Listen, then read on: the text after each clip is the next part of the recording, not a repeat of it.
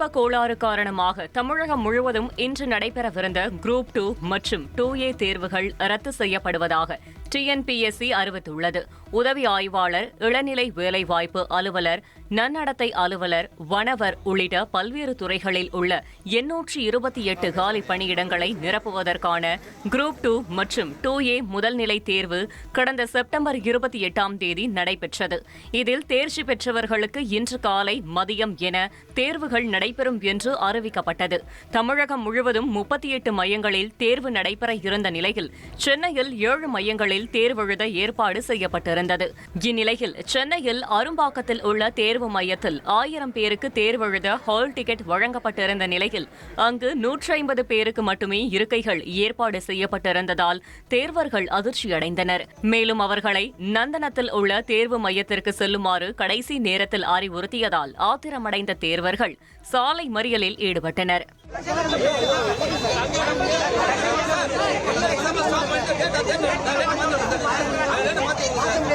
சென்னையில தான் சென்டர் நல்லாக்குன்னு பார்த்தோம். இதுக்கு மட்டுமே 4 வருஷமா தவறு படிச்சுட்டு இருக்காங்க. இரவும் பகலா படிச்சுட்டு இருக்கோம். இரவும் பகலா படிச்சு ஒரு பிரயோஜனமே இல்லை. வந்து அசால்ட்டா சொல்றாங்க. அவங்க ஒரு லெத்தாச்சிக்கா சொல்றாங்க. இது என்ன, இது நல்லா இருக்கு. வந்தா எக்ஸாம் சென்டர் 150 பேருக்கு மட்டும் தான் இருக்கு. பாக்கி வந்து போடல. கேட்டது இங்க அபிஷியல் என்ன சொல்றாங்கன்னா, உங்களுக்கு இன்னும் அபிஷியலா எதுவும் வரல, 150 பேர் தான் வந்திருக்கு, பாக்கி பேருக்கு வரல அப்படிங்கிறாங்க. ஆனா கிட்டத்தட்ட 1000 பேருக்கு மேல இருக்காங்க. யாருமே புதுசா எக்ஸாம் எழுதுற ஆள் கிடையாது. எல்லாருமே பிரிலிம்ஸ் கிளியர் பண்ணி மெயின்ஸ்க்கு வந்திருக்க ஸ்டூடெண்ட்ஸ் சார். அத்தனை பேரோட வாழ்க்கை இங்க என்ன சொல்றாங்க, ஈஸியா இங்க நம்பர் கிடையாது, நீங்க வந்து நாங்க வர்ற வரைக்கும் வெயிட் பண்ணுங்க சொல்லிருக்கோம், வர்ற வரைக்கும் வெயிட் பண்ணுங்கன்னா ஒரு 1 hour தள்ளி வருவீங்களா, 2 hour தள்ளி வருவீங்களா? இருக்கிற பதட்டத்துல எப்படி ஸ்டூடெண்ட்ஸ் எழுதுவாங்க நீங்க எதிர்பார்க்கறீங்க? ஒரு மார்க்ல 2 மார்க்ல அவன் கட் ஆஃப் முடிச்சிட்டு அடுத்த வருஷத்துக்காக வெயிட் பண்ணிட்டு இருக்கான் சார். ஒவ்வொரு மார்க்ல அவங்க லைஃப் போயிட்டு இருக்கு. இங்க எத்தனை பேர் உள்ள, இங்க இவங்க மட்டும் கிடையாது, 300-400 பேர் உள்ள விடாம உள்ள அடைச்சு வச்சிருக்காங்க. இப்பதான் எல்லாரும் வெளியில வந்துட்டு இருக்காங்க. ஈஸியா அவங்களோட லைஃப் வந்து ஈஸியா போயிட்டு.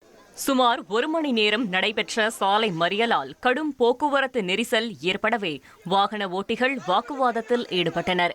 சமரச பேச்சுவார்த்தை நடத்திய போலீசாருடன் தேர்வர்களும் வாக்குவாதம் செய்ததால் அந்த பகுதியில் பரபரப்பு நிலவியது.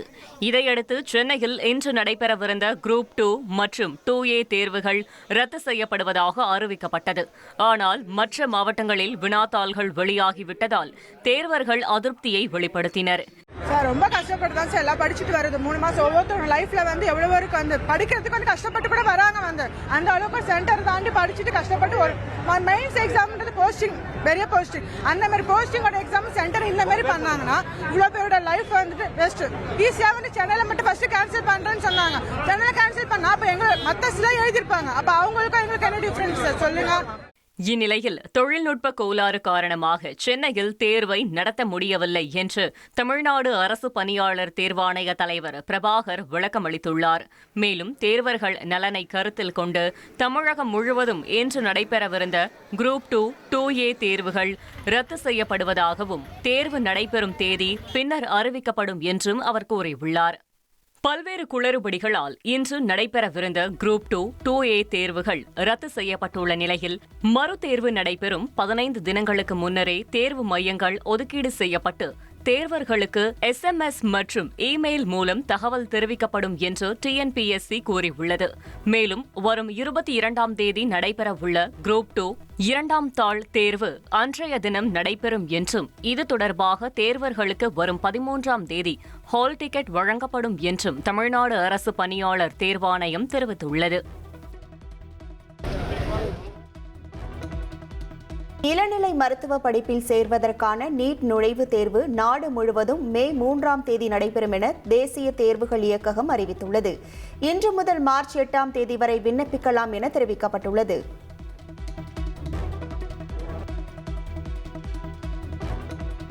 தமிழகத்தின் சில மாவட்டங்களில் இம்மாத இறுதி வரை அதிகாலையில் லேசான மூடுபனி நிலவ வாய்ப்புள்ளதாக வானிலை ஆய்வு மையம் தெரிவித்துள்ளது. சென்னை மீனம்பாக்கம் விமான நிலைய பகுதியில் இன்று அதிகாலை மிதமானது முதல் அடர்ந்த மூடுபனி காணப்பட்டது. பார்வை திறன் 150 மீட்டர் வரை சரிந்ததால் விமான சேவை பாதிக்கப்பட்டது. இந்நிலையில் பிப்ரவரி மாத இறுதி வரை தமிழ்நாட்டின் சில மாவட்டங்களில் ஆங்காங்கே அதிகாலை நேரங்களில் லேசானது முதல் மிதமானது வரை மூடுபனி நிலவ வாய்ப்புள்ளதாக வானிலை ஆய்வு மையம் தெரிவித்துள்ளது. சென்னை விமான நிலையத்தில் மூடுபனி காரணமாக விமான சேவைகள் பாதிக்கப்பட்டுள்ள நிலையில் பயணிகள் கடும் அவதிக்கு உள்ளாகியுள்ளனர். சென்னை விமான நிலைய ஓடுபாதை பகுதிகளில் கடுமையான மூடுபனி சூழ்ந்திருந்தது. இதனால் மும்பையிலிருந்து 157 பயணிகளுடன் வந்த இண்டிகோ ஏர்லைன்ஸ் விமானம், கோலாலம்பூரிலிருந்து 180 பயணிகளுடன் வந்த விமானம் உள்ளிட்ட பயணிகள் விமானங்கள் தரையிறங்க முடியாமல் நீண்ட நேரம் வானில் வட்டமடித்த நிலையில் பெங்களூருவுக்கு திருப்பிவிடப்பட்டன.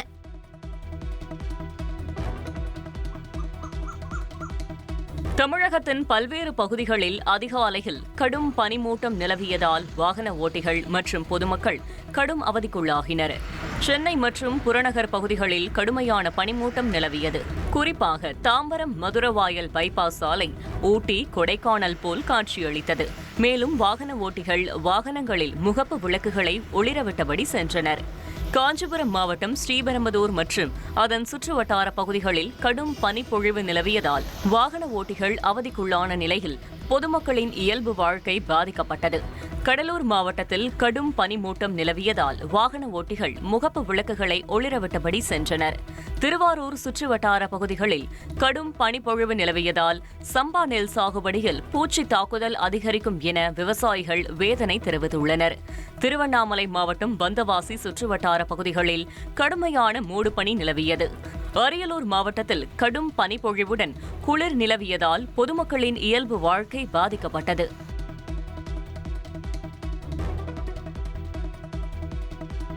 பயங்கரவாதத்தை எதிர்கொள்வதில் இரட்டை நிலைப்பாடோ அல்லது எந்தவிதமான சமரசமோ கூடாது என பிரதமர் நரேந்திர மோடி தெரிவித்தார்.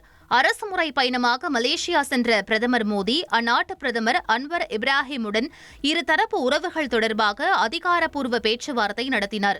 புரிந்துணர்வு ஒப்பந்தங்களை தொடர்ந்து இரு நாட்டு தலைவர்களும் கூட்டாக செய்தியாளர்களை சந்தித்தனர். அப்போது பேசிய பிரதமர் மோடி, இந்தியாவும் மலேசியாவும் சிறப்பான உறவை பகிர்ந்து கொள்வதாகவும் இந்திய வம்சாவளியை சேர்ந்த மக்கள் தொகையை கொண்ட உலகின் 2வது பெரிய நாடாகும் என்றும் குறிப்பிட்டுள்ளார். பாதுகாப்புத்துறை, பயங்கரவாத எதிர்ப்பு, உளவுத்துறை பகிர்வு மற்றும் கடல்சார் பாதுகாப்பு ஆகியவற்றில் இரு நாடுகளும் ஒத்துழைப்பை வலுப்படுத்துவோம் என்றும் தெரிவித்தார். மலேசியாவில் இந்திய தொழிலாளர்களின் பாதுகாப்பிற்கான சமூக பாதுகாப்பு ஒப்பந்தம், சுற்றுலாவிற்கான இலவச விசா மற்றும் மலேசியாவில் டிஜிட்டல் கட்டண செயலியான UPI-ஐ செயல்படுத்தல் உள்ளிட்ட நடவடிக்கைகள் இரு நாட்டு குடிமக்களின் வாழ்க்கையை எளிதாக்கும் என்றும் பிரதமர் மோடி தெரிவித்தார்.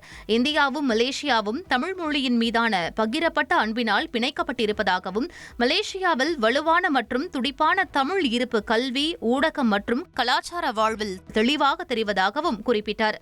பயங்கரவாதத்தை எதிர்கொள்வதில் இரட்டை நிலைப்பாடோ சமரசமோ இல்லை என்று இரு நாடுகளும் முடிவு செய்திருப்பதாகவும் பிரதமர் நரேந்திர மோடி கூறினார்.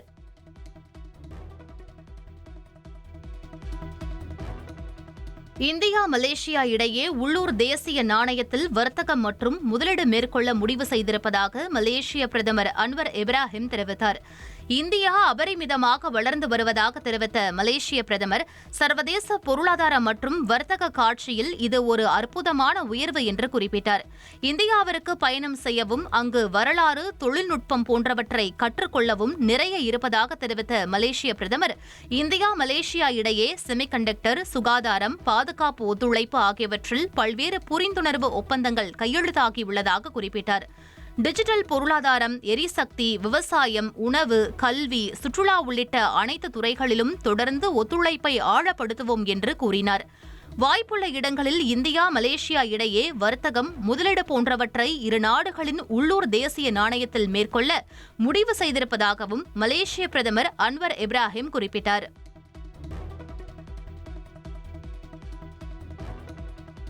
மலேசிய தலைநகர் கோலாலம்பூரில் பிரதமர் நரேந்திர மோடிக்கு பாரம்பரிய வரவேற்பு அளிக்கப்பட்டது. கோலாலம்பூரில் உள்ள அந்நாட்டின் பிரதமர் மாளிகையில் பிரதமர் மோடிக்கு சம்பிரதாய வரவேற்பு மற்றும் ராணுவ அணிவகுப்பு மரியாதை அளிக்கப்பட்டது. பிரதமர் மோடிக்கு மலேசிய பிரதமர் அன்வர் இப்ராஹிம் மதிய விருந்து அளித்தார். பிரதமர் விருந்து நிகழ்ச்சியில் எம்ஜிஆரின் நாளை நமதே பாடல் பாடப்பட்டது. வாக்காளர் பட்டியலில் பெயர் சேர்க்க அளித்த விண்ணப்பங்கள் மீதான பரிசீலனை நாளை மறுநாள் நிறைவு பெறுகிறது. வாக்காளர் பட்டியலில் பெயர் சேர்க்க திருத்தங்கள் செய்ய 34,75,000 பேர் விண்ணப்பம் அளித்துள்ளதாக தலைமை தேர்தல் அதிகாரி அர்ச்சனா பட்நாயக் தகவல் தெரிவித்துள்ளார். விண்ணப்பங்கள் மீதான பரிசீலனை நாளை மறுநாள் நிறைவு பெறும் நிலையில் 90% விண்ணப்பங்கள் மீதான பரிசீலனை நிறைவு பெற்றிருப்பதாக தெரிவிக்கப்பட்டுள்ளது. ஏற்றுக்கொள்ளப்பட்ட புதிய விண்ணப்பங்களுக்கு வாக்காளர் அடையாள அட்டை ஒதுக்கீடு செய்யும் பணி நடைபெற்று வருவதாகவும் வருகிற 17ஆம் தேதி முதல் புதிய வாக்காளர் அடையாள அட்டை விரைவு தபால் மூலம் அனுப்பி வைக்கப்படும் என்றும் தெரிவிக்கப்பட்டுள்ளது. 17ஆம் தேதி இறுதி வாக்காளர் பட்டியல் வெளியிடப்பட உள்ளது.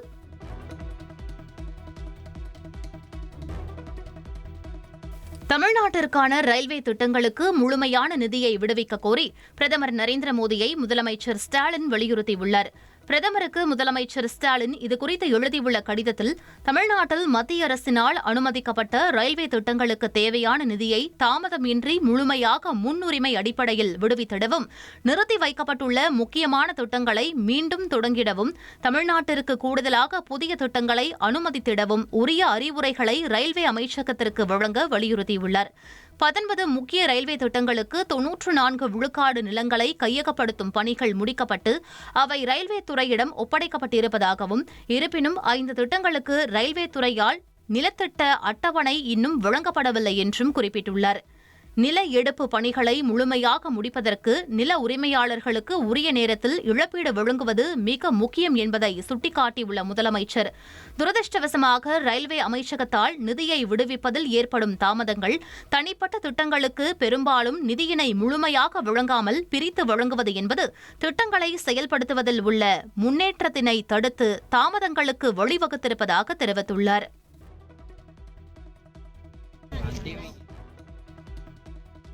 தஞ்சை மாவட்டத்தில் எதிர்க்கட்சித் தலைவர் எடப்பாடி பழனிசாமி விவசாயிகளை சந்தித்து குறைகளை கேட்டறிந்தார். மேட்டூர் அணையில் இருந்து கூடுதல் தண்ணீர் திறக்க வேண்டும் என்றும் அவர் வலியுறுத்தினார்.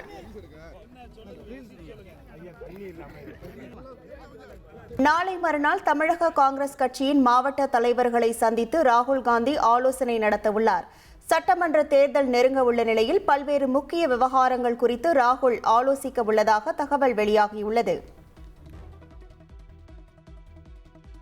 கூட்டணிக்கு எதிராக பேசும் நிர்வாகிகளை தலைமை பார்த்துக் கொள்ளும் என தமிழக காங்கிரஸ் தலைவர் செல்வ பெருந்தகை எச்சரித்துள்ளார்.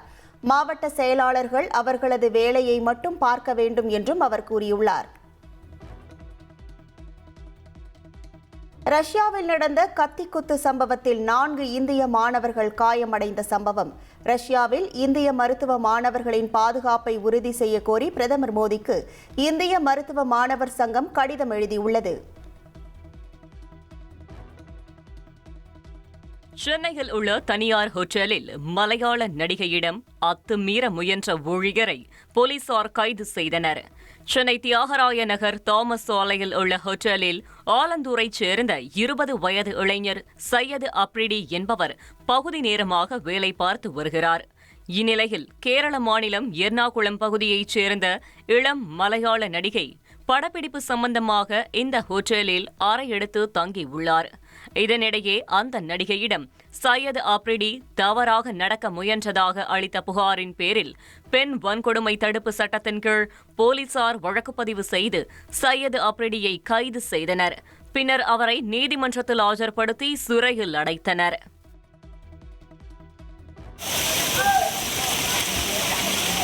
ஈரோடு மாவட்டம் தாளவாடி மலைப்பகுதியில் காட்டு யானை தாக்கி இளைஞர் சம்பவ இடத்திலேயே பரிதாபமாக உயிரிழந்தார்.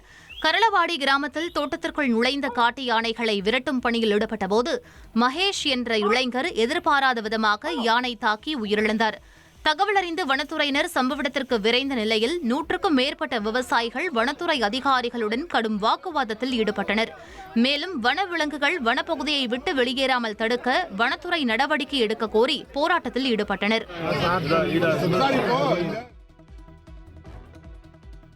திருவாரூர் மாவட்டம் வலங்கைமான் அருகே அரசு பள்ளி வகுப்பறையில் பாம்பு கடித்த மாணவன் சிகிச்சை பலனின்றி உயிரிழந்தார். பாம்பு கடிக்கு சிகிச்சை பெற்று வந்த மாணவன் உயிரிழந்த சம்பவம் சோகத்தை ஏற்படுத்தியுள்ளது.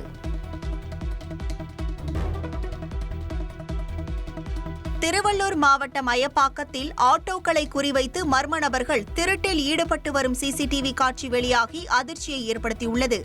அயப்பாக்கம் பகுதியில் வீட்டின் அருகே நிறுத்தி வைக்கப்பட்டிருந்த சுரேஷ் என்பவரது ஆட்டோவை மர்ம நபர் திருடி சென்றுள்ளார்.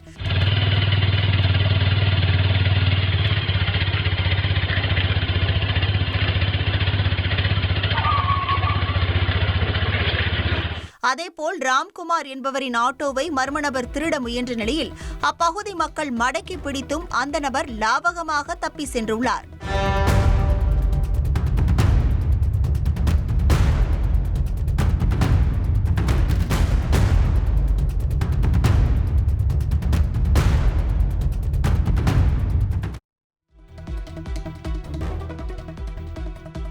தூத்துக்குடி மாவட்டம் கோவில்பட்டி அரசு பேருந்து பின்னோக்கி சென்று பைக் மீது மோதி விபத்துக்குள்ளானது. அதிர்ஷ்டவசமாக பைக் அருகே நின்றவர் உயிர் தப்பிய நிலையில் அதிர்ச்சியளிக்கும் சிசிடிவி காட்சிகள் வெளியாகியுள்ளன.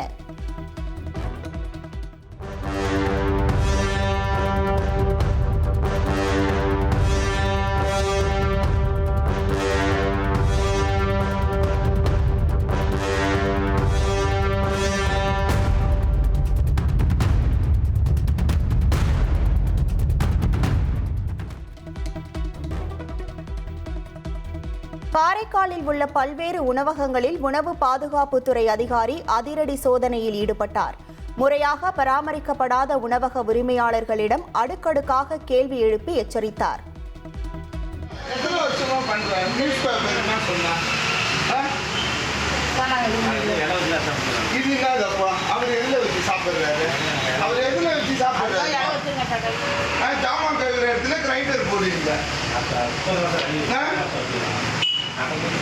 போன தடவை சொல்லிட்டு போனேன் சீல வச்சா நீ தான் நடக்கணும், கோர்ட்டுக்கு நடக்குறீங்களா போனா போகுதுன்னு அப்போலேருந்து விட்டுருக்கலாம்.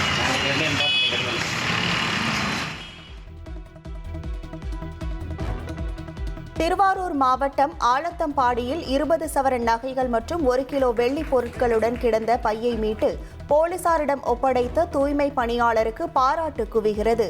தொலைந்து போன நகைகள் கிடைத்த மகிழ்ச்சியில் அதன் உரிமையாளர் கண்ணீர் விட்டு கதறி அழுதார்.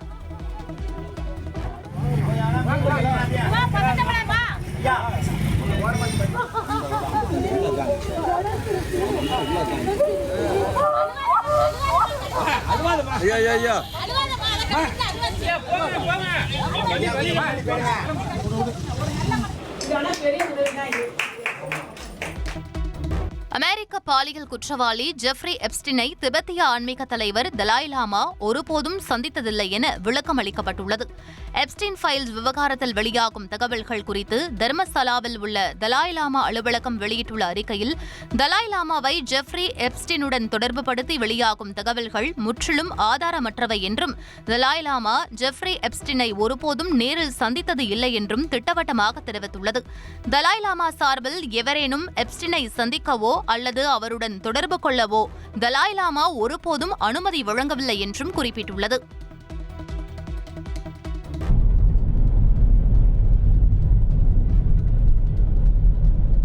ஜப்பானின் மத்திய டோக்கியோவில் கடும் பனிப்பொழிவு நிலவுகிறது. ஜப்பானில் புதிய அரசை தேர்ந்தெடுப்பதற்கான பொதுத் தேர்தல் நடைபெறும் சூழலில் பனிப்பொழிவு அதிகரித்துள்ளது.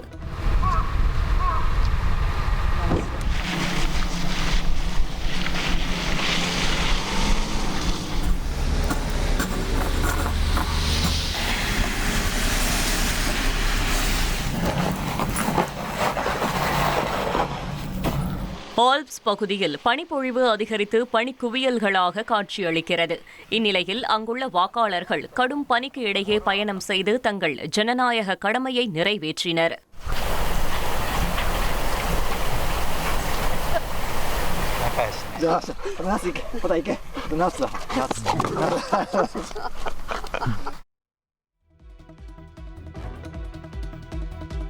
இத்தாலியில் வெவ்வேறு இடங்களில் ஏற்பட்ட பனிச்சரிவில் சிக்கி 3 பேர் உயிரிழந்தனர்.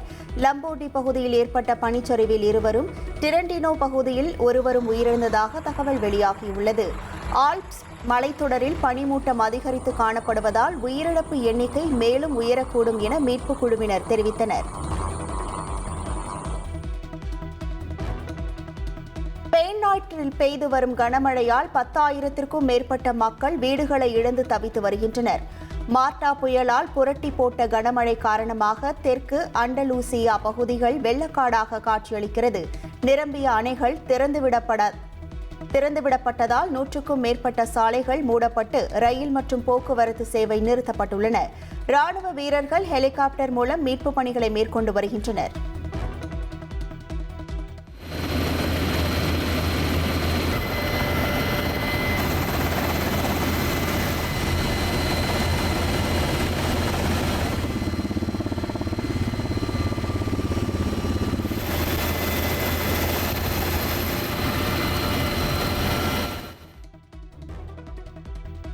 கொலம்பியா நாட்டின் குவாசெட்டா பகுதியில் உள்ள நிலக்கரி சுரங்கத்தில் ஏற்பட்ட வெடிவிபத்தில் சிக்கி 6 தொழிலாளர்கள் 2 பேரின் உடல்கள் மீட்கப்பட்டுள்ளன.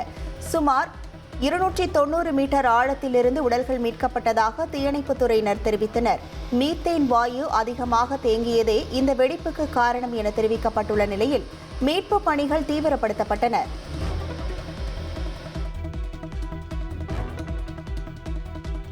அமெரிக்க அதிபர் டிரம்பின் அச்சுறுத்தல்களை தொடர்ந்து பிரான்ஸ் மற்றும் கனடா ஆகிய நாடுகள் கிரீன்லாந்தில் தூதரகத்தை திறந்தன. அமெரிக்க அதிபர் டிரம்ப் எச்சரிக்கை மட்டுமின்றி ஆர்க்டிக் பிராந்தியத்தில் உருவாகும் அரசியல் பதற்றத்துக்கு மத்தியில் கனடா மற்றும் பிரான்ஸ் ஆகிய நாடுகள் கிரீன்லாந்தின் தலைநகர் நுக் நகரில் தூதரகங்களை திறந்துள்ளது குறிப்பிடத்தக்கது.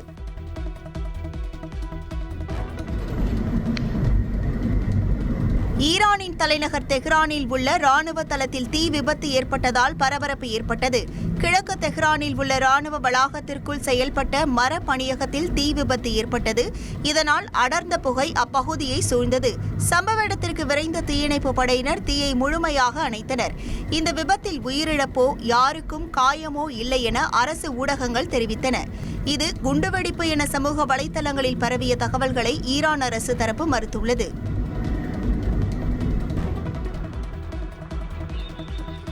யுக்ரைன் தலைநகர் கீவில் ரஷ்யா நடத்திய ட்ரோன் தாக்குதலில் யாஹோடின் நகரில் உள்ள ஒரு கிடங்கு தீப்பற்றி எரிந்தது.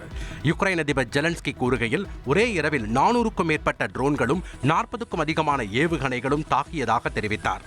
மின்சார உற்பத்தி நிலையங்கள், துணை மின் நிலையங்கள் குறிவைக்கப்பட்டதாகவும் அவர் குறிப்பிட்டார்.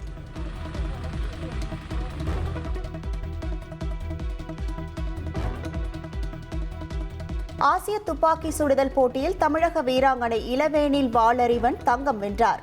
டெல்லியில் நடைபெற்று வரும் சாம்பியன்ஷிப் போட்டியில் சீனியர், ஜூனியர், இளையோர் பிரிவில் 20 நாடுகளை சேர்ந்த வீரர்கள் பங்கேற்றுள்ளனர். 10 மீட்டர் ஏர் ரைபிள் பந்தயத்தின் இறுதி சுற்றில் அபாரமாக செயல்பட்ட தமிழக வீராங்கனை இளவேனில் வாளறிவன் தங்கம் வென்று அசத்தினார். அபுதாபியில் கார் ரேஸில் ஈடுபட்டு வரும் நடிகர் அஜித் குமாரை சிவகார்த்திகேயன் சந்தித்துள்ளார். இது தொடர்பாக சமூக வலைதளத்தில் சிவகார்த்திகேயன் வெளியிட்டுள்ள பதிவில், தூய ஆர்வம், ஆழ்ந்த அர்ப்பணிப்பு, தளராத உழைப்பு மற்றும் அடங்கா மன உறுதி ஆகிய இவை அனைத்தையும் ஒரே நாளில் நேரில் உணர வைத்த சம்பவம் கிடைத்ததாக நெகிழ்ச்சியுடன் பதிவிட்டுள்ளார். ஜிவி பிரகாஷ் நடிப்புல உருவாகி இருக்கிற லக்கி தி சூப்பர் ஸ்டார் திரைப்படத்தோட ட்ரைலர் வெளியாகி இருக்கு. வளர்ப்பு நாயை மையமா வச்சு இந்த படத்தோட கதையை உருவாக்கி இருக்காங்க. இந்த படத்துக்கு கோவை சரளா, தம்பி ராமையா, மொட்ட ராஜேந்திரன் ஆகியோர் பின்னணி குரல் கொடுத்திருக்காங்க. இந்த படம் வர 20ஆம் தேதி நேரடியா ஜியோ ஹாட்ஸ்டார் OTTல வெளியாக இருக்கிறது குறிப்பிடத்தக்கது. மகாராஷ்டிர மாநிலம் மும்பையில் பாந்திரா பகுதியில் தெருநாயை லத்தியால் தாக்கியதாக கூறி கான்ஸ்டபிளை பொதுமக்கள் தோப்புக்கரணம் போட வைத்து மன்னிப்பு கேட்க வைத்த சம்பவம் பரபரப்பை ஏற்படுத்தியுள்ளது.